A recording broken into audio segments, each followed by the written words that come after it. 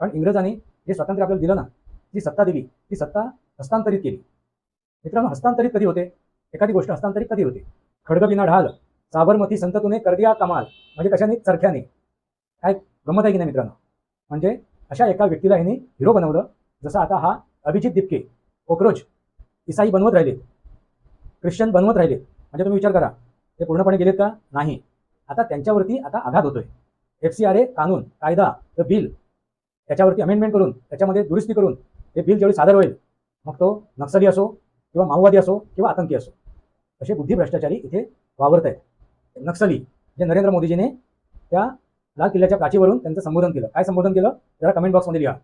हे विदेशी आक्रमण करतच राहणार, पण त्यांचं आक्रमण परतवून लावण्याची ताकद 3 शक्तीमध्ये आहे. त्यांची 3 शक्त्या कोणत्या आहेत? शासन, प्रशासन आणि नागरिक. भ्रष्टाचारी आहेत, बुद्धी भ्रष्टाचारी आहेत, देशद्रोही आहेत. त्यांचे मनसुबे पूर्ण होणार नाहीत. त्यांचे मनसुबे उधळून टाकता येतील. त्यांना त्यांची जागा दाखवून देते. हेच ते वास्तव आहे. वास्तवावर बोलू का तेव्हा शृंखलेला सबस्क्राईब करा, बेल आयकॉन दाबा, माझे विचार लाईक करा, आपले विचार कमेंट बॉक्समध्ये मांडा.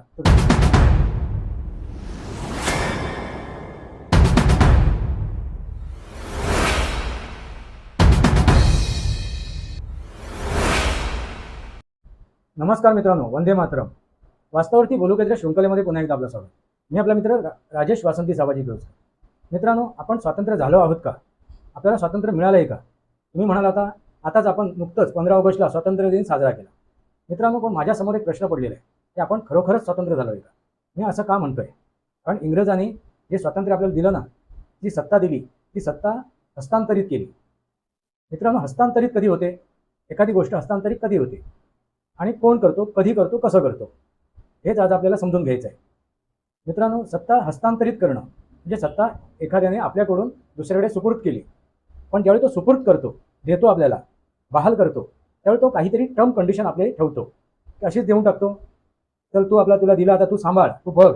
आहे मित्रांनो, काही तो टर्म कंडिशन ठेवतो, कळत नकळत ठेवतो, कशाही प्रकारे ठेवतो. मग अशा टर्म कंडिशन ठेवून, आपले हेतू ठेवून, आपले मतलब, आपले उद्दिष्ट ठेवूनच ही सत्ता हस्तांतरित केली नसणार. हे कशावरून? जी हस्तांतरित झाली म्हणजे भारतवासियांकडे ती सत्ता दिली, भारतातील एखादी एक व्यक्ती पंतप्रधान बनला. याचा अर्थ काय झाला? इंग्रजांनी आपली जी सत्ता आहे ती सत्ता गुंडाळली आणि आपल्याला हस्तांतरित केली. पण ती करत असताना आपले उद्देश आणि उद्दिष्ट त्यांनी लागू केले. हे याचं वास्तव आहे. मग मित्रांनो, हे 100% हे स्वातंत्र्य झालं का? नाही. त्याने आपले कायदे, नियम, आपले विचार, आपली विचारधारा इथे सोडूनच गेले. ते आपले हेतू, आपले उद्दिष्ट ते इथे सोडूनच गेले. म्हणजे आपण त्यांच्या अधिपत्याखालीच होतो गेली 70 वर्ष, म्हणजे 2014 पूर्वी. लक्षात घ्या मी मित्रांनो काय म्हणतोय. म्हणून मी म्हणालो की 2014 नंतर आपण हळूहळू स्वातंत्र्याकडे आलो, स्वातंत्र्य व्हायला आलो. आता ही हस्तांतरित का केली? की सुभाषचंद्र बोस यांनी सशस्त्र विरोध केला. त्यांनी एक सशस्त्र सेना बनवली. त्याची भीती बाळगून इंग्रजांनी ही सत्ता हस्तांतरित केली. आणि महत्त्वाची गोष्ट, त्यांना वाटत होतं आज ना उद्या आपल्याला ह्या देशावरून आपली सत्ता सोडावी लागेल. मग त्या अगोदर त्यांनी एक षडयंत्र आखलं. आणि ते षडयंत्र म्हणजे काय आहे? तर काँग्रेस ही संघटना स्थापन केली. लक्षात घ्या, इंग्रजांनी सुरुवातीला आखलेलं षडयंत्र, ही सत्ता हस्तांतरित करण्यापूर्वी आखलेलं षडयंत्र म्हणजे काय? तर काँग्रेस या संघटनेची स्थापना करणं. त्यानंतर आफ्रिकेमध्ये त्या मोहनदास करमचंद गांधी यांना लाज बसली, घोडावरती लाज बसली आणि ते भारतात आले. ही एक कहाणी आहे, ही एक गोष्ट आहे. आणि नंतर त्यांनी जे आंदोलनं छेडली, आंदोलनाचा एक गुऱ्हाळ उठवलं. आता बघताय ना तुम्ही आंदोलनं, या नरेंद्र मोदीजी यांच्या सरकारमध्ये तुम्ही आंदोलनं बघताय. त्याच प्रकारचं एक आंदोलन म्हणजे यांनी स्वतःला पहिल्यांदा हिरो बनवलं हे आंदोलनं करून. आणि आंदोलनाच्या मागे अजेंडा काय? तर अहिंसा, शस्त्राचा वापर करायचा नाही. मित्रांनो, शस्त्राचा वापर न करता असं कोणतं युद्ध जिंकलं जाते हे आजतागत मला कळलं नाही. त्या खड्गबिना ढाल साबरमती संत तुने कर दिया कमाल, म्हणजे कशाने? चरख्याने. काय गंमत आहे की नाही मित्रांनो? म्हणजे अशा एका व्यक्तीला यांनी हिरो बनवलं. जसं आता हा अभिजित दिपके कोक्रोच हिरो बनतोय. तो काही प्रश्न उचलतोय आणि ते तथ्यात्मक प्रश्न आहेत, वावगे प्रश्न नाही, तथ्यात्मक प्रश्न आहेत. पण ते प्रश्न उचलताना त्यांचे मनसुबे काय आहेत, त्यांचे उद्दिष्ट काय आहेत, त्यांचे उद्देश काय आहेत हे समजून घेणं आवश्यक आहे. आणि ते आपल्या लक्षात आलंच असेल. हे जंतर मंतरच्या आंदोलनानंतर त्यांचे उद्देश आणि उद्दिष्ट काय आहेत हे स्पष्ट झालं. तसंच हे सुरुवातीचे पहिले या देशातील बुद्धी भ्रष्टाचारी, लक्षात आलं का, जे नरेंद्र मोदीजींनी त्या लाल किल्ल्यावरून नक्षल म्हणून जे संबोधलं, कशा प्रकारचे नक्षल, बुद्धिवादी, बुद्धिभ्रष्ट हे नक्षल, त्याच्यातला हा एक बुद्धिवादी नक्षल. आता तो कोण आहे, कसा आहे ते समजून घ्या. अहिंसा परमो धर्म, धर्महिंसा, वाक्य पूर्ण करा जरा, कमेंट बॉक्समध्ये लिहा त्याचं वास्तव काय आहे.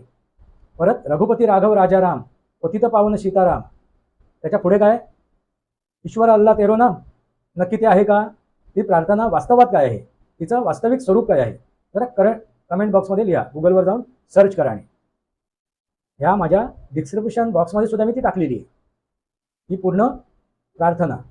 मित्रांनो लक्षात घ्या काय घडत होतं. ज्यांनी सशस्त्र विरोध केला ना त्यांना फासावर चढवलं, त्यांना गोळ्या घातल्या. अगदी आपले सावरकर यांना अंदोमान निकोबारमध्ये कारावास भोगावा लागला, काळा पाण्याची शिक्षा भोगावी लागली. पण नेहरू आणि गांधी हे दोन जे स्वतंत्रवीर होते त्यांना जी शिक्षा झाली, त्यांची शिक्षा कशा प्रकारे होती, किती प्रमाणात होती आणि कशा तऱ्हेने होती ती तपासा, जरा तुलना करा. भगतसिंग, राजगुरू, सुखदेव, अगदी सावरकर यांच्या व्यतिरिक्त जे काय स्वतंत्र सैनिक यांनी आपल्या जीवाचा बलिदान केलं ना, रक्त सांडलं, घाम गाळला, त्या स्वातंत्र्य सैनिकांच्या आणि ह्या दोघांमधला एक तुलना करा, म्हणजे तुमच्या लक्षात येईल नक्की यांनी काय साध्य केलं. ही संघटना स्थापन केली, त्या संघटनेचे सर्वेसर्वा कोण होते, त्या इंग्रजानंतर कोण होते तर मोहनदास करमचंद गांधी. ते म्हणतील ती पूर्व दिशा, आणि त्याच पूर्व दिशेनेच त्यांनी वल्लभभाई पटेल यांना मतं मिळाली होती. ते पहिले पंतप्रधान बनणार होते, पण त्यांनी कोणाला बनवलं, जवाहरलाल नेहरू यांना. लक्षात घ्या, म्हणजे पहिला भ्रष्टाचार त्यांनी कशात केला, बुद्धी भ्रष्टाचार कुठे केला, भारत स्वातंत्र्यानंतर पंतप्रधान बनवण्यामध्ये. पहिल्यांदा त्यांनी विरोध कोणाचा केला, सुभाषचंद्र बोस यांचा. अध्यक्षपदावरून त्यांना हटवण्यासाठी त्यांनी षडयंत्र रचले आणि शेवटी ना इलाजास्तव सुभाषचंद्र बोस यांनी राजीनामा दिला का काँग्रेस अध्यक्षपदाचा, आणि ती त्यांनी सफेद टोपी, त्या टोप्या घातल्या त्यांनी. या देशातील जनतेला, नेत्यांना ती टोपी झुडकारून त्यांनी एका सैनिकाची टोपी धारण केली. त्या आझाद हिंद सेनेची ती टोपी त्यांनी धारण केली. हे वास्तव आहे मित्रांनो. मग असं हे स्वातंत्र्य जे आपल्याला मिळालं होतं, हस्तांतरित झालेलं इंग्रजांकडून, इंग्रजांचे याच्यावरती अधिपत्य होतं. इंग्रज कुठेही निघून गेले नाहीत, ते फक्त सहदेह इथून निघून गेले. ते देहाने इथे नव्हते, पण ते विचारधारेने इथे होते. लक्षात आलं का, ते विचारधारेने इथे होते. म्हणजे विचार करा, म्हणजे फिजिकली इथे नव्हते ते. सहदेह म्हणजे फिजिकली. तुम्हाला इंग्रजी हा शब्द लगेच कळेल. आणि सालाम मैं साप बन गया, लक्षात आलं का, इंग्रजी भाषा. फिजिकली ते इथे नाही आहेत, पण वैचारिकदृष्ट्या विचाराने ते इथे आहेत. त्यांची विचारधारा इथेच अजून रुजलेली होती. तीच विचारधारा या नरेंद्र मोदीजींनी, या सरकारने उखडून काढली, उपटून टाकली. ती पाळमुळं उपटून टाकण्याचा प्रयत्न सुरू आहे, म्हणून हा विरोध आहे. मग तुम्हीच सांगा, 2014 पूर्वी हे मिळालेलं स्वातंत्र्य आपलं स्वातंत्र्य होतं का? नाही मित्रांनो. आता तुम्ही म्हणाल इंग्रज हा एक, इंग्लंड हा देश आहे, ब्रिटन हा देश आहे, अमेरिका हा देश आहे, म्हणजे युरोपियन हे देश आहेत. मित्रांनो हे देश नाही आहेत, हे डीप स्टेट आहेत, हे पाताळ यंत्री आहेत, हे लुटारू आहेत, हे चोर उच्चक्की आहेत. आणि त्यांनी पुऱ्या जगाभरात फक्त लुटमार केली आणि सत्ता राबवली. त्यांना फक्त लुटमार करायची होती, जी भारतात केली त्यांनी लुटमार. चोऱ्या चपाट्या केल्या, तेच त्यांनी जगभरात केले. अनेक देशांना त्यांनी गुलाम बनवून ठेवलं, अनेक देशांवरती त्यांनी प्रभुत्व गाजवलं, कारण हे डीप स्टेट आहे. हा एक देश नव्हता. यांची विचारधारा बघा, विचार करा तुम्ही त्या विचारधारेवरती. त्यानंतर त्यांनी कळत नकळत छुप्या मार्गे, स्लीपर सेल त्याच्यामार्फत भारतात धर्मांतरण करण्याचा प्रयत्न केला. धर्मांतरण करत राहिले, ईसाई बनवत राहिले, ख्रिश्चन बनवत राहिले. म्हणजे तुम्ही विचार करा, ते पूर्णपणे गेलेत का? नाही. आता त्यांच्यावरती आता आघात होतोय. FCRA कानून, कायदा, बिल, त्याच्यावरती अमेंडमेंट करून, त्याच्यामध्ये दुरुस्ती करून हे बिल जेवढी सादर होईल आणि तो कायदा अंमलात येईल, त्यावेळी त्यांच्या चोऱ्या चपाट्यांना आळा बसेल. ज्या चोरीच्या मार्गाने स्लीपर सेल बनवून त्यांनी जे भारतावरती कारवाया केल्या, भारताला, या देशाला ईसाई बनवायचा प्रयत्न केला, ख्रिश्चन बनवायचा प्रयत्न केला. लक्षात येते का तुम्हाला? वक्फ बोर्डच्या नावाने मोगल कुठेच गेले नव्हते. मोगल ह्या भारतातच होते. भारताची फाळणी केली, या देशाची फाळणी केली धर्माच्या नावावरती. मग सगळे सरसकट मुसलमान इथून जायला हवे होते आणि त्यांनी इस्लामची मागणी केली. मग त्या इस्लामिक विचाराच्या त्या विचारधारेने या भारतातून या देशातून जायला हवं होतं, समूळ जायला हवं होतं. मग त्यांना इथे कोणी रोखलं, का रोखलं, याच्या मागचा इतिहास समजून घ्या. त्या नेहरूने आणि त्या गांधीने रोखलं. का तर असंच वादविवाद परत निर्माण होऊन या देशाची आणखी शक्ल पडावी. लक्षात आलं का? हे मनसुबे कोणाचे होते? इंग्रजांचे. या देशाचे शक्ल पडावी. इंग्रजांनी पहिला घाला कशावरती केला माहिती आहे का? त्यांना समजलं की आपण जोर जबरदस्तीने कुठलीही गोष्ट करू शकणार नाही, नाक दाबून आपण कुठलीही गोष्ट करू शकणार नाही. कारण इथली संस्कृती, संस्कार यांची पाळंमुळं अगदी घट्ट आहेत. इथली जी शैक्षणिक संस्था आहेत, शैक्षणिक व्यवस्था आहे, ती मजबूत आहे. आपला देश 100% सुशिक्षित होता. लक्षात घ्या मित्रांनो, आपला देश 100% सुशिक्षित होता. तो ज्ञानभंडाराने परिपूर्ण होता, परिपक्व होता.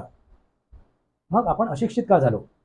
कारण आपल्या शिक्षण संस्थेवरती त्याने घाला घातला, आपल्या संस्कृतीवरती घाला घातला, आपल्या संस्कारावरती घाला घातला आणि मग हळूहळू आपली दिशाभूल करत, आपल्यामध्ये संभ्रम निर्माण करत त्यांनी राज्य केलं. लक्षात आलं का? आणि ते करण्यासाठी आपल्या देशात असलेले ते आज तुम्हाला दिसत आहेत, आज जे मोहरे तुम्हाला दिसत आहेत, देश विघातक, या देशात जन्माला आलेले, या देशामध्ये खाणारे, देशामध्ये राहणारे असे काय तत्व आहेत. ते कोण? आताच नरेंद्र मोदीजी यांनी त्यांचा उल्लेख केला. त्या लाल किल्ल्याच्या प्राचीवरून 15 ऑगस्टला काय कोणते नक्सली, जरा कमेंट बॉक्समध्ये मांडा. त्याच्यावरती मी व्हिडिओ बनवला सुद्धा आहे. बुद्धिभ्रष्टाचारी. आता हे बुद्धिभ्रष्टाचारी, मग तो नक्सली असो किंवा माओवादी असो किंवा आतंकी असो, असे बुद्धिभ्रष्टाचारी इथे वावरत आहेत. लक्षात आलं का तुमच्या? आणि त्यांनी या देशाला पिळून खाल्लं. ते त्यांचे मोहरे होते आणि या मोहऱ्यांच्या अधिपत्याखाली त्यांनी राज्य केलं. इंग्रजांनी गेली 70 वर्ष जे राज्य झालं ते भारतीयांनी केलं नाही, या डीप स्टेटनी केलं, या पाताळ यंत्र्यांनी केलं, या युरोपियन देशांनी केलं, त्या अमेरिकेने केलं. ही गोष्ट लक्षात घेणं आवश्यक आहे. आपण स्वतंत्र झालो आहोत 2014 नंतर. म्हणून या सत्तेला उखडून टाकण्यासाठी आता डीप स्टेट परत एकदा सक्रिय झालं आहे. विदेशी आक्रमण 2014 नंतर झालेलं आहे, पण ते सहदेय नाही आहे. लक्षात आलं का? सहदेय नाही आहे. देहाने तुम्हाला इथे दिसत नाही आहेत, ते फिजिकली तुम्हाला दिसत नाही आहेत, पण वैचारिकदृष्ट्या दिसत आहेत. ते आपले विचार मांडतायत, आपल्या विचारांनी तुमच्या मनात संभ्रम निर्माण करतायत, दिशाभूल करतायत. 2014 पूर्वी आपण पारतंत्र्यातच होतो, पण 2014 नंतर आपण स्वतंत्र झालो. पण त्या स्वातंत्र्यामध्ये आता परकीयांनी आक्रमण केलेलं आहे, विविध स्वरूपात, विविध रूपात. मित्रांनो, ज्या काही घटना घडत आहेत या देशात, त्या घटना तुम्ही पाहिल्यानंतर, ती आंदोलनं पाहिल्यानंतर तुमच्या लक्षात आलंच असेल. ते विदेशी आक्रांता कसे काय सक्रिय झाले, कोणत्या स्वरूपात झाले आहेत, त्यांचे चट्टेबट्टे, त्यांचे मोहरे कसे काय कार्यरत आहेत. आणि ह्या आता जे आंदोलन झालं, आता नुकतंच जे आंदोलन झालं त्या जंतर मंतरवरती दिल्लीमध्ये, त्या CJPने, त्या कॉक्रोच जनता पार्टीने केलेलं आंदोलन, हे झाल्यानंतर ते अधिक स्पष्ट झालं. आणि त्याच्या अगोदर शेतकरी आंदोलन झालं, त्यावेळी ते स्पष्ट झालं होतं. मित्रांनो, जी काय आंदोलनं घडत गेली 2014 नंतर, ती सगळी आंदोलनं जर तुम्ही बघाल तर तुमच्या त्या गोष्टी लक्षात येतील.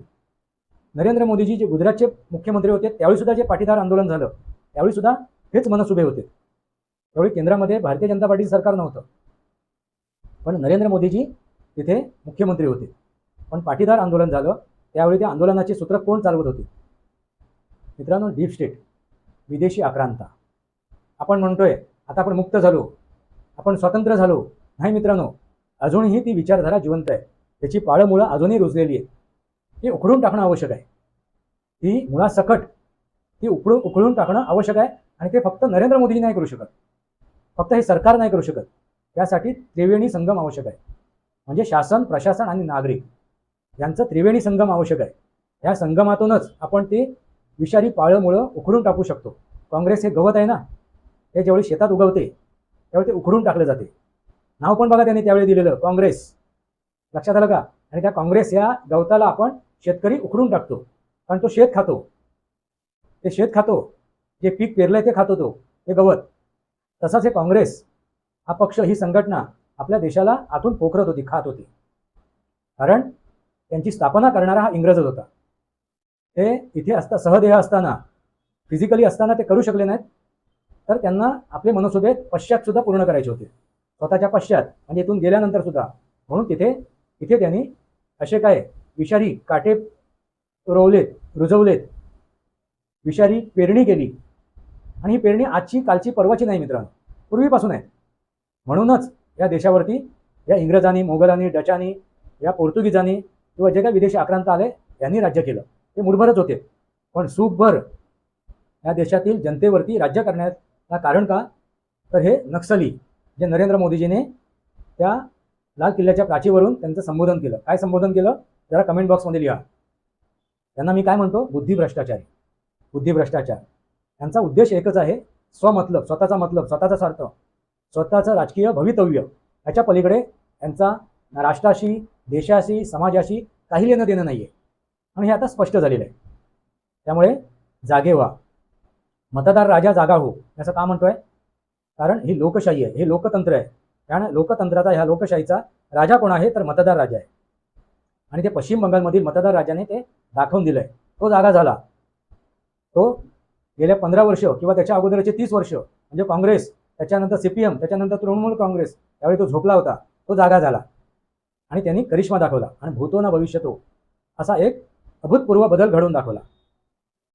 आणि आता तेथील जनता सुखाने नांदते त्या पश्चिम बंगालमध्ये. मग भारतामध्ये, पूर्ण भारतामध्ये असा अभूतपूर्व जर आपल्याला परिवर्तन, बदल आणायचं असेल, तर यांचे मनसुबे उधळून लावावे लागतील. हे जे विषारी जी रोपं आहेत, झाडं आहेत, वृक्ष आहेत, त्यांना उपटून टाकावं लागेल मुळासकट. आणि हे कोण करू शकतो, त्रिवेणी संगम. कोण, शासन, प्रशासन आणि नागरिक. कारण ही लोकशाही आहे आणि लोकांनी लोकांसाठी केलेलं राज्य आहे. मित्रांनो, यापूर्वी ह्याच्यामध्ये म्हणजे 2014च्या अगोदर या देशावरती शासन काम करत नव्हतं, शासनाचं शासन नव्हतं, तर कोणाचं, ब्युरोक्रॅट म्हणजे प्रशासनचं राज्य होतं. आणि या प्रशासनिक संस्थेमध्ये जे कोण अधिकारी होते ते ह्या नेत्यांना खेळवत होते. आणि त्यांच्या व्यतिरिक्त मीडिया, मग ती इलेक्ट्रॉनिक मीडिया आताची किंवा त्यावेळेची प्रिंट मीडिया, खोटं नरेटिव्ह सेट करत. आता बघा, हे जे इलेक्ट्रॉनिक मीडिया आहे, हे जे छापील मीडिया, प्रिंट मीडिया आहे, आणि हे जे सामाजिक माध्यम आहे, सोशल मीडिया आहे, हे काही जे आहेत त्याच्यातले ते त्या झारखंडवरती चर्चा नाही करत आहे, त्या रांचीवरतील विद्यार्थ्यांवरती चर्चा नाही करत आहे. त्यांना ते प्रकाश झोतात आणत नाही आहेत, त्यांना वास्तविक स्वरूप मिळवून देत नाही आहेत. मित्रांनो, हेच मोठं षडयंत्र आहे. कारण त्या मीडियाचं ते कर्तव्य होतं, त्या वृत्तसंस्थेचं कर्तव्य होतं, ते प्रिंट असो किंवा इलेक्ट्रॉनिक असो किंवा हे सोशल मीडिया असो, त्यांचं ते कर्तव्य होतं वास्तव दाखवण्याचं, सत्य दाखवण्याचं, त्या विद्यार्थ्यांच्या व्यथा दाखवण्याचं. पण त्यांनी ते केलं नाही आणि आजही करत नाही आहे. पण आमच्यासारखे यूट्यूबर असो किंवा जे राष्ट्रभक्त आहेत अशी प्रिंट मीडिया असो किंवा इलेक्ट्रॉनिक मीडिया असो, ते दाखवत आहेत, पण त्यांची शक्ती अपुरी पडते. असो, ठीक आहे, प्रत्येकाने प्रयत्न करावे. आणि ही गोष्ट लक्षात ठेवावी की या देशामध्ये कोणाची सत्ता चालते हे त्या सोशल मीडियातून तुमच्या लक्षात आलं असेल. ज्यावेळी तेव्हा मार्क झुकरबर्ग यांनी जी माफी मागितली नरेंद्र मोदीजींची, त्यावेळी तुमच्या लक्षात आलं असेल किती या देशावरती त्यांचा कब्जा आहे, नियंत्रण आहे, विविध स्वरूपात, विविध रूपामध्ये, या विदेशी आक्रांतांचा.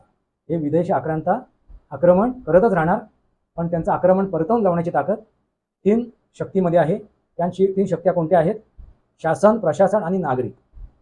हे जर जागृत राहिलेत आणि ह्यांनी जर एकमेकाला साथ दिली, तर ह्या विदेशी आक्रांतांचा किंवा या देशात असलेले जे काय भ्रष्टाचारी आहेत, बुद्धिभ्रष्टाचारी आहेत, देशद्रोही आहेत, त्यांचे मनसुबे पूर्ण होणार नाहीत. त्यांचे मनसुबे उधळून टाकता येतील. त्यांना त्यांची जागा दाखवून देते. हेच ते वास्तव आहे. वास्तवावर बोलू का तेव्हा शृंखलेला सबस्क्राईब करा, बेल आयकॉन दाबा, माझे विचार लाईक करा, आपले विचार कमेंट बॉक्समध्ये मांडा. तुर्तास इतकंच. भारत माता की जय, वंदे मातरम. जय भारत, जय महाराष्ट्र, जय सनातन.